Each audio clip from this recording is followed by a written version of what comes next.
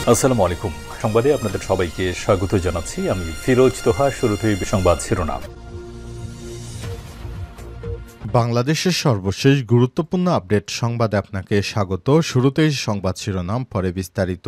শুরুতেই জানাবো, কে হচ্ছেন উপপ্রধান উপদেষ্টা, হিসাব কষলেন পিনাকি। কে হবেন প্রফেসর ডক্টর মোহাম্মদ ইউনূসের উত্তরসূরি, চমকপ্রদ পরামর্শ দিয়েছেন লেখক, ব্লগার ও অনলাইন অ্যাক্টিভিস্ট পিনাকি ভট্টাচার্য। এ বিষয়ে বিএনপির ভারপ্রাপ্ত চেয়ারম্যান তারেক রহমানকে অধ্যাপক ডক্টর ইউনূসের যোগ্য উত্তরসূরি মনে করেন তিনি। এ বিষয়ে কে হচ্ছেন প্রধান উপদেষ্টার উপপ্রধান উপদেষ্টা, এ বিষয়ে গুরুত্বপূর্ণ সংবাদ জানাবো, সঙ্গেই থাকুন। এরপর জানাবো, ঈদের নামাজ শেষে জয় বাংলা স্লোগান, আওয়ামী লীগ বিএনপি সংঘর্ষ। নাটোরের লালপুরে উপজেলায় ঈদের নামাজ শেষে জয় বাংলা স্লোগান দেয়াকে কেন্দ্র করে আওয়ামী লীগ ও বিএনপির নেতাকর্মীদের মধ্যে সংঘর্ষের ঘটনা ঘটেছে। আজ ৩১শে মার্চ লালপুর উপজেলার রামকৃষ্ণপুর ঈদগাহে এই ঘটনা ঘটে। এদিকে ঈদের দিনে যুবককে গুলি করে হত্যা। নারায়ণগঞ্জের ফতুল্লায় তুচ্ছ বিষয় নিয়ে তর্কাতর্কির জেরে পাভল ৩৯ নামে এক যুবককে গুলি করে হত্যা করা হয়েছে। জানা গেছে, মাদকের টাকা ভাগাভাগি করার মনোমালিন্য হলে যুবককে গুলি করে হত্যা করা হয়। এবারে জানাবো, ঈদের মোনাজাতে খালেদা জিয়ার নাম না বলায় ইমামকে চাকরিচ্যুতির হুমকি। ঈদের মোনাজাতে খালেদা জিয়ার নাম না বলায় ইমামকে চাকরিচ্যুতি করার হুমকি দিয়েছে এক যুবদল নেতা। ঘটনাটি ঘটেছে সোমবার ৩১শে মার্চ নারায়ণগঞ্জের ফতুল্লার কাশীপুর এলাকায়। এদিকে মিয়ানমারে ভূমিকম্প, নিহত ২,০০০ ছাড়ালো। মিয়ানমারে ভূমিকম্পে নিহতের সংখ্যা ২,০০০ ছাড়িয়েছে। দেশটিতে শাসক সামরিক জান্তা জানিয়েছে, ভূমিকম্পে এখন পর্যন্ত ২,০৫৬ জন নিহত হয়েছে। খবর বিবিসির।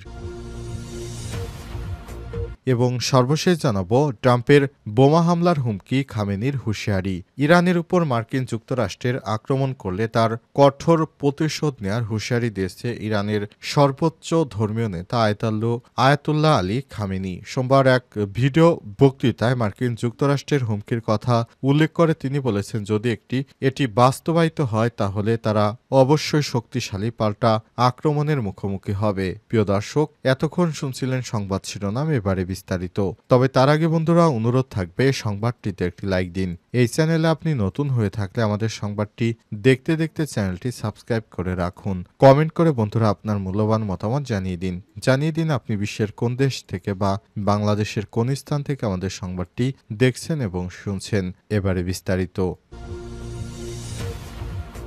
কে হচ্ছেন উপপ্রধান উপদেষ্টা, হিসাব কষলেন পিনাকি। কে হবেন প্রফেসর ডক্টর ইউনূসের উত্তরসূরি, চমকপ্রদ পরামর্শ দিয়েছেন লেখক, ব্লগার ও online activist doctor Pinaki Bhattacharya. বিএনপির ভাইস চেয়ারম্যান তারেক রহমানকে অধ্যাপক ডক্টর মোহাম্মদ ইউনূসের যোগ্য উত্তরসূরি মনে করেন তিনি। তারেক রহমানের যোগ্যতা বোঝাতে পিনাকি ভট্টাচার্য তার ইউটিউব চ্যানেলের ভিডিওতে দুটি কারণ উল্লেখ করেছেন। তিনি বলেছেন, তারেক রহমান বাংলাদেশে দুইজন জনপ্রিয় আলোচিত রাজনৈতিক নেতার সন্তান। এই পরিবারের প্রতি জনগণের আস্থা আছে। আর দ্বিতীয় কারণ হিসেবে পিনাকি বলেছেন, তারেক রহমান তরুণ প্রজন্মের নেতা। এ সময় তিনি বলেন, বাংলাদেশের সিনিয়র ও তরুণ দুই জেনারেশনের মধ্যে তারেক রহমানের এই গ্রুপ, তিনি দুই জেনারেশনকেই কানেক্ট করতে পারেন। তারেক রহমানের একজন উচ্চমানের সংগঠক। কঠিন সময়ে তিনি দলকে ধরে রেখেছিলেন। সে সময় পজিটিভ বৈশিষ্ট্য থাকার পরও পরবর্তী সরকার গঠন করে তার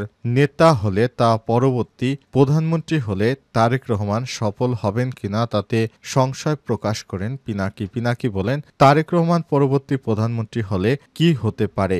এরই মধ্যে তার দল বেপরোয়া হয়ে উঠেছে। ৫ই আগস্টের পর বিএনপি অনেক সন্ত্রাসী কর্মকাণ্ড চালিয়েছে বলে অভিযোগ করেন পিনাকি। তারা ভারতকে সামলাতে পারবে কিনা সে প্রশ্ন তুলেছে মানুষ। জুলাই আগস্টে বিপ্লব নিয়ে ছাত্রদের সঙ্গে জনসাধারণের সঙ্গে বিএনপির দূরত্ব রয়েছে। বিএনপিতে তরুণ প্রজন্ম নেই, তারা তরুণদের টানতে পারেনি। এছাড়াও জাতীয় নেতা হিসেবে তারেক রহমান কেমন পারফর্ম করবে তা এখনও অনুমেয় নয়। পিনাকি দাবি করেছেন দেশের জনগণের একটি বিশাল অংশ মনে করে প্রফেসর ইউনূসের সরকার আরও দীর্ঘ সময় থাকা দরকার, কারণ জনজীবনে অর্থনীতিতে দৃশ্যমান উন্নতি হয়েছে। এই সংকট থেকে উত্তরণের উপায় হিসেবে তিনি পরামর্শ দিয়েছেন এই অন্তর্বর্তীকালীন সরকার থেকে একটি ট্রানজিশনাল সরকার করা যেতে পারে, যা থেকে রাজনৈতিক সরকারে উত্তরণ করা যাবে। পিনাকির মতে এই ট্রানজিশনাল সরকারে থাকবে সাবেক প্রধানমন্ত্রী শেখ হাসিনার সময়কাল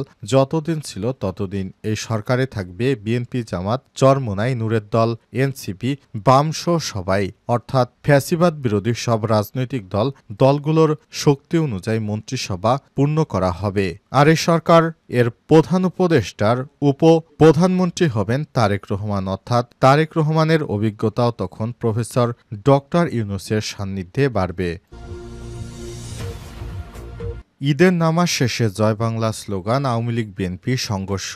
নাটোরের লালপুর উপজেলায় ঈদের নামাজ শেষে জয় বাংলা স্লোগান দেওয়াকে কেন্দ্র করে আওয়ামী লীগ ও বিএনপির কর্মীদের মধ্যে ব্যাপক সংঘর্ষের ঘটনা ঘটেছে। সোমবার ৩১ মার্চ সকাল ৯টার দিকে লালপুর উপজেলার রামকৃষ্ণপুর ঈদগায় এই ঘটনা ঘটে। প্রত্যক্ষদর্শীরা জানিয়েছে, ঈদের নামাজ শেষে আওয়ামী লীগ, যুবলীগ ও ছাত্রলীগের নেতাকর্মীরা জয় বাংলা স্লোগান দিতে থাকেন। এ সময় বিএনপি ও স্থানীয়দের সঙ্গে তাদের ধাওয়া পাল্টা ধার ঘটনা ঘটে। এ সময় এক পর্যায়ে সংঘর্ষে ২৬ নামে একজন আহত হন। তাকে লালপুর উপজেলা স্বাস্থ্য কমপ্লেক্সে প্রাথমিক চিকিৎসা দেওয়া হয়েছে। এই ঘটনায় প্রতিবাদে লালপুর ইউনিয়ন বিএনপির এক বিক্ষোভ মিছিল ও সমাবেশের আয়োজন করা হয়। সমাবেশে বক্তব্য দেন ইউনিয়ন বিএনপির সাবেক সভাপতি আশরাফুল ইসলাম লুলু, সাবেক সাধারণ সম্পাদক রবিউল ইসলাম রবি, বিএনপির নেতা এটিএম জাহিদুল আলম ডলার প্রমুখ।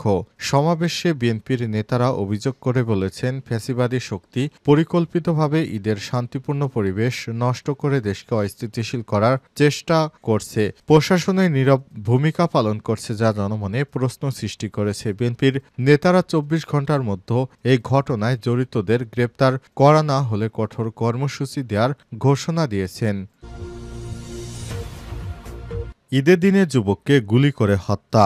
নারায়ণগঞ্জের ফতুল্লায় তুচ্ছ বিষয় নিয়ে তর্কাতর্কির জেরে পাবেল ৩৯ নামে এক যুবককে গুলি করে হত্যা করা হয়েছে। সোমবার ৩১ মার্চ ফতুল্লার পঞ্চবটি মুক্তারপুর রোডের কাশিমপুর এলাকায় লায়ন চক্ষু হাসপাতালের পাশে ঘটনা ঘটে। পরে ঢাকা মেডিকেল কলেজ হাসপাতালে চিকিৎসাধীন অবস্থায় দুপুর ৩টায় তার মৃত্যু হয়েছে। নিহত পাবেল নারায়ণগঞ্জের ফতুল্লার কাশিমপুর মধ্যপাড়া হাসমতুল্লার ছেলে। স্থানীয়রা জানায়, ৩০ মার্চ সন্ধ্যায় ইফতারের পর নিহত পাবেল চুল কাটার কথা বলে বাসা থেকে বের হন। পরে রাত ১০টার দিকে পাবেলের বড় ভাই রুবেল এর মোবাইলে একটি অজানা নাম্বার থেকে কল আসে, তবে কলটি কেটে দেওয়া হয়। পরদিন ভোর ৬টার দিকে ভিকটিমের খালাতো ভাই মোহাম্মদ রিফাত ফজরে নামাজ পড়ার সময় মসজিদে যাওয়ার সময় পাবেলকে রাস্তায় গুলিবিদ্ধ অবস্থায় পড়ে থাকতে দেখে। খবর পেয়ে তার বড় ভাই মোহাম্মদ মাসুম সহ এলাকাবাসী তাকে উদ্ধার করে নারায়ণগঞ্জ ভিক্টোরিয়া জেনারেল হাসপাতালে নিয়ে যান। সেখানে উন্নত চিকিৎসার জন্য ঢাকা মেডিকেল কলেজ হাসপাতালে পাঠানো হলে দুপুরের দিকে চিকিৎসাধীন অবস্থায় তার মৃত্যু হয়। নিহতের বড় ভাই মাসুম জানান, তার ভাই পাবেলের সঙ্গে পাশের বাড়ির বাবু ওরফে কবুতর বাবুর একটি কবুতর নিয়ে কথা কাটাকাটি হয়। এরই জেরে কবুতর বাবু পিস্তল দিয়ে পাবেলের বুকে গুলি চালিয়ে পালিয়ে যায়। ফতুল্লা মডেল থানার ভারপ্রাপ্ত কর্মকর্তা ওসি শরীফুল ইসলাম জানান, প্রাথমিক তদন্তে জানা গেছে অভিযুক্ত রায়হান বাবু এলাকায় মাদক সেবন সহ মাদক ব্যবসার সঙ্গে জড়িত। নিহত পাবেলের সঙ্গে তার পূর্ব পরিচয় ছিল এবং ধারণা করা হচ্ছে মাদক কেনাবেচার টাকা লেনদেন নিয়ে বিরোধের জেরে এই হত্যাকাণ্ড হতে পারে। পুলিশ জানিয়েছে, ঘটনায় জড়িতদের আটকের চেষ্টা চলছে এবং দ্রুত মামলার কার্যক্রম শুরু হবে। নিহতের পরিবার জড়িতদের দৃষ্টান্তমূলক শাস্তি দাবি করেছে। ঈদের মোনাজাতে খালেদা জিয়ার নাম না বলায় ইমামকে চাকরিচ্যুতির হুমকি। ঈদের নামাজে খালেদা জিয়ার নাম না বলায় ইমামকে চাকরিচ্যুত করার হুমকি দিয়েছে যুবদল নেতা। ঘটনাটি ঘটেছে ৩১ মার্চ নারায়ণগঞ্জের ফতুল্লার কাশীপুর এলাকায়। জানা গেছে, কাশীপুর খিলমার্কেট এলাকার কেন্দ্রীয় ঈদগাহ ময়দানে দ্বিতীয় জামাতে ইমামতি করেন চর কাশীপুরের আঞ্জুবাহার জামে মসজিদের খতিব মুফতি মোহাম্মদ ইমদাদুল হক। তার অভিযোগ, নামাজ আদায় শেষে শেষে দোয়ায় খালেদা জিয়ার নাম উল্লেখ না করায় তাকে হেনস্থা করেছে ফতুল্লা থানা যুবদলের সাবেক সম্পাদক সৈকত হাসান ইকবাল। বিষয়টি নিয়ে মুফতি ইমদাদুল হক তার ফেসবুকে একটি পোস্ট করেছেন। স্ট্যাটাসে মুফতি ইমদাদুল হক ঈদের দিনে ঈদগাহ থেকে মনে কষ্ট নিয়ে বাড়ি ফিরলাম শিরোনামে ঘটনাটি বিস্তারিত উল্লেখ করেছেন। সেখানে স্থানীয়রা অনেকে যুবদল নেতার নেতিবাচক আচরণের নিন্দা ও প্রতিবাদ জানিয়েছে। লেখাটি শতাধিক ব্যক্তি শেয়ারও করেছেন। এদিকে প্রত্যক্ষদর্শীরা জানিয়েছে ঈদের দিন সকাল 8:30টার দিকে কাশীপুর কেন্দ্রীয় ঈদগাহর দ্বিতীয় জামাত অনুষ্ঠিত হয়। নামাজ শেষে দোয়ায় ইমাম দেশ ও জাতির মঙ্গল কামনায় দোয়া করেছেন। শারীরিকভাবে অসুস্থ সকলের সুস্থতা কামনা করেছেন, তবে বিশেষ কারো নাম দোয়ায় উল্লেখ করা হয়নি। দোয়া শেষে ইমাম ইমদাদুল হককে ঘিরে ধরেন যুবদল নেতা সৈকত হাসান ইকবাল এবং তার অনুসারীরা। অনুরোধের পরেও দোয়ায় বিএনপির চেয়ারপারসন খালেদা জিয়ার নাম উল্লেখ করে দোয়া প্রার্থনা না করায় চটে যান ইকবাল। ইমামের সঙ্গে তিনি উচ্চবাচ্য করতে থাকেন। পরে মুসল্লিদের প্রতিবাদের মুখে যুবদল নেতা ও তার অনুসারীরা সেখান থেকে সরে পড়ে বলে জানিয়েছে প্রত্যক্ষদর্শী একাধিক মুসল্লি।